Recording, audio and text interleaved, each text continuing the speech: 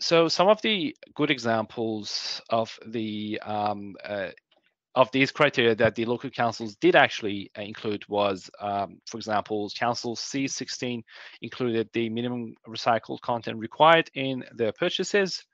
And then, for example, Council C77 included a 10% price premium into their purchases, and also a 10% weighting of the sustainability to be considered for the for one of the assessment criteria that will be used when they are assessing how suitable the products are when they're aiming at purchasing those.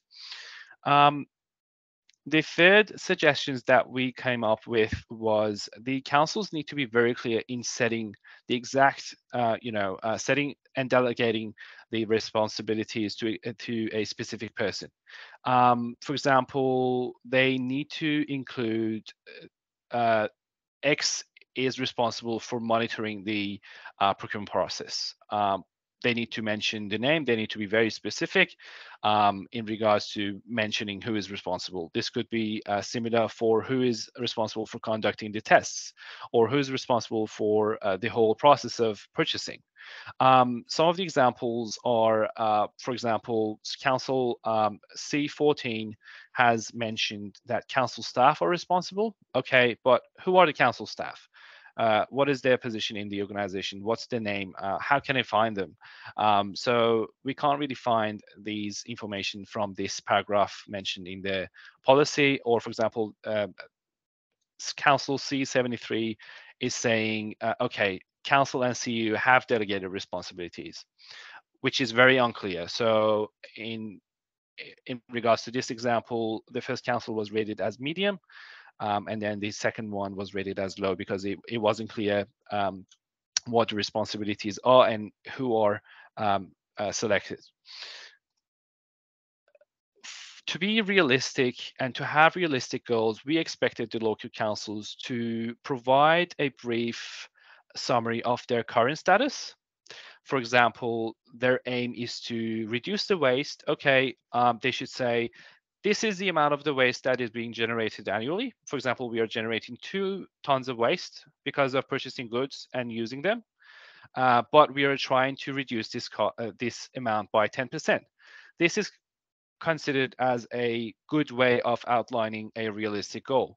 They are introducing their current amount of waste and how much is it, and then they're setting the quantified goal. So we expect and suggest the councils or organizations to set 3 goals in regards to purchasing recycled products. First one is to increase the purchase of these goods. The second is to reduce the waste that is generated from purchasing these goods. And also another important aspect is to reduce the maintenance cost of acquiring these goods. 2 examples could be, for example, Council C54, which we think did perform well, included that the council is committed to reach 0 net emissions for its operations by 2025, which is also a good example for being time-bound, because they've also included a set a deadline for their goal. So here, if they had provided a brief summary of how much emissions they are currently producing, this council could have reached a rating of exceed instead of high, and could have been the best rating of their criteria.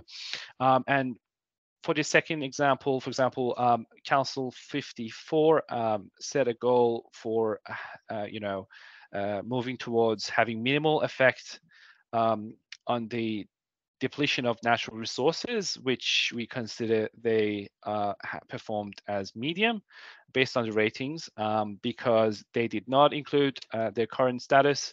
They did not mention how they're performing right now, how much depletion of natural resources they're causing, and also they did not set a quantified target. So it says minimal. Okay, what do you mean by minimal? It should be very specific. And in the end, the final suggestions in regards to setting time-bound goals, we expect them to have short and long frame time, short and long short-term goals. This could be included as setting a year-by-year goals, or for example, having a definite goal, similar to the previous slide, where the council said, okay, we're going to reach zero net emissions by the year, for example, 2025. Or one of the other example that the councils included was they should, include a year-by-year goal. For example, councils 23 included that they are going to maximize environmental sustainability for the next 4 years. Year one, 15%, year two, blah blah blah. And we rated them as exceed because they had included the short-term goals, which is considered up to 1 year, and then also long-term goals for the next 4 years as well. On the other hand, another local council, which was Council 11, included a long-term goal and then mentioned that we are going to minimize environmental impact by purchasing goods which reduces the environmental footprint and supporting the innovation in sustainability. Okay, but this is a very unclear long-term goal, which doesn't include any numbers. They don't have any quantified targets. They don't have a short-term goal as well.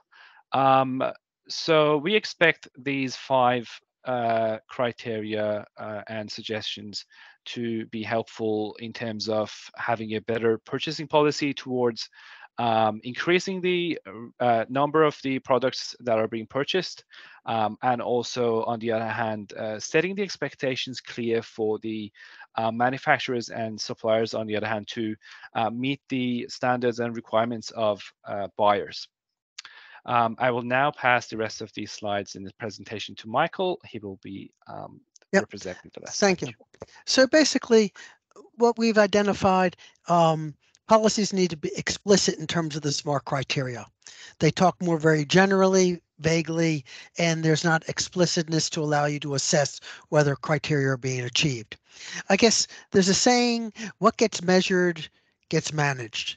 And if we don't actually evaluate things effectively, then we're not going to be able to identify whether they're occurred. And as you can see in the SMART criteria, that means defining things, having mechanisms to measure them, making people responsible, having time frames. All these things are important. I guess one critical point is that purchasing policies are designed to do lots of things. And it's not just about green. There's a whole range of other dimensions that would be included, and we could have evaluated the SMART criteria for quality or value or performance. But I guess we focused on green, so it's just important to remember that any policy following the SMART criteria would be better, but the purchasing policy has many different objectives that have to be balanced off against each other. And I think one of the final points is that organizations need to have people with the appropriate knowledge and expertise to allow them to actually implement these activities, to measure things, to understand the concepts. And it doesn't necessarily mean just buying in new people or hiring new people. There's ranges of ways to upskill existing staff to help them better achieve these goals throughout their activities. So that's, if you go to the last slide, Aryana, please. Yes, we're continuing this research. So if you're interested in participating in further stages, please feel free to contact Aryana or myself. We'd be more than happy to talk to you about this research as well as the next stages. Thank you very much. Thank you very much, Aryana and Michael. I think we have to probably briefly acknowledge, but this research is a part of the Australian Research Council Industrial Transformation Research Hub, which is for transformation of waste resources into engineered materials and solutions for a circular economy, which is led by RMIT. And so Michael is a chief investigator of the hub. I was a chief investigator, and I'm a partner investigator, and Aryana is a PhD candidate. So let's acknowledge the work of the hub, because this research is funded by the hub. So I have a few questions that I have set aside, but I would like to give priority for people to ask questions if they have any. Let me check the chat in the meantime.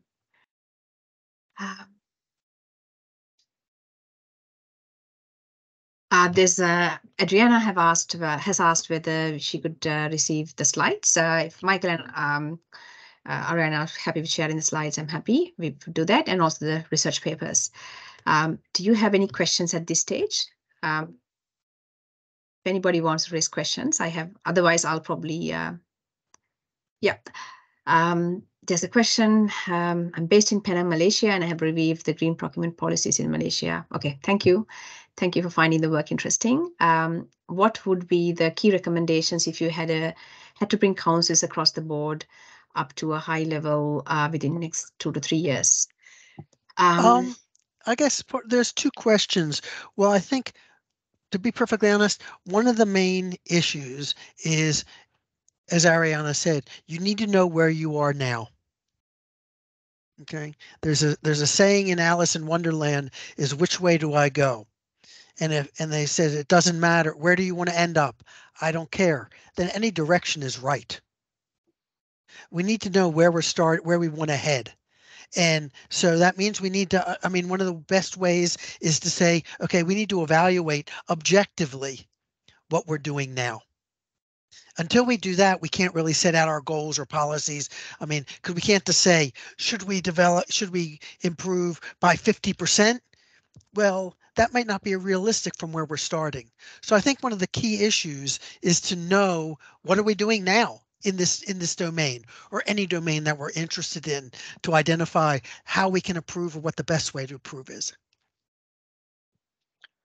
Yeah.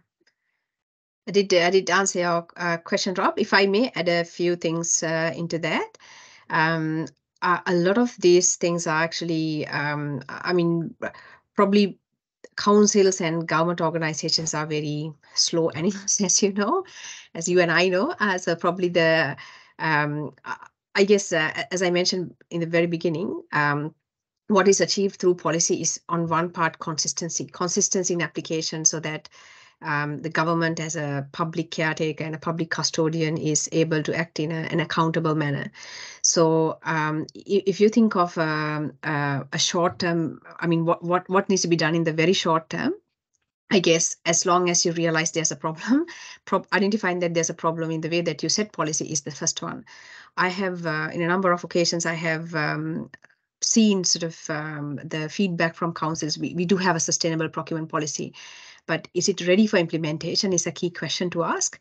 So getting a bit of a diagnostic into how the way that it is set up for operationalization. I mean, that's what we wanted to sort of share through the webinar as well, to get a bit of insight into do probably a self-assessment might be the first thing to do. And then the other part is to kind of know what you don't know. So there are some areas involved here which are very, they're specialized problems. So there's, for example, in evaluating products which has an environmental attribute, there are more deeper studies like life cycle assessment. And there are sometimes procedural tools like certifications. Then there's sort of other sort of simplified tools that council staffs can be building or getting to build as specialized, I would say, decision-making tools or guides. So you kind of need a mix of, I think, everything for depending on how critical the decision is and all that. So knowing what you don't know, where to get help from, and to which level do you need to go deeper and for which problems. Getting that understanding based on significance and criticality is another thing, I guess, if you're thinking of a council's transformation in that area. But I think, as Michael said, I very much agree. Upskilling staff is a very early step. If you have the staff on board and have the buy-in that there needs to be work on this, I think that's the first one. And it cannot be done solely by the sustainability coordinator or the circular economic coordinator or the environmental coordinator. It has to be the organization voice in this has to be much more. So I think some of these early things need to be done if councils need to, in general, organizations need to come on board to have a policy that is implementable.